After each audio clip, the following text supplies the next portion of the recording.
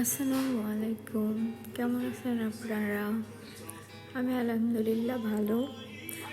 সকাল সকাল বাসার সব কাজগুলো সেরে ফেলে হঠাৎ করে মাথায় চিন্তা আসলো যে রমজান মাস, কাউকে কিছু হেল্প করি, কিন্তু কোনখান থেকে করব, কিভাবে শুরু করব বুঝতেছি না। এই যে আমার ছেলে আল্লাহর রহমতে আমাকে অনেক হেল্প করে, মানে তার যে কত কথা বলে বোঝানোর মতো না।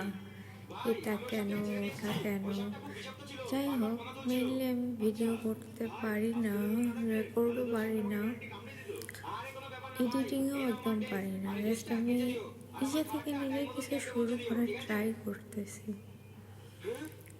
ইনশাআল্লাহ মনে হয় একদিন না একদিন হবেই। আল্লাহর কাছে সবসময় প্রার্থনা করি। তো আলহামদুলিল্লাহ, দিনটা ভালো গেল সব কিছু মিলায়। আর সব থেকে শেষে আমার এই ছেলেটাকে মসজিদে যাবে গিয়েছিল।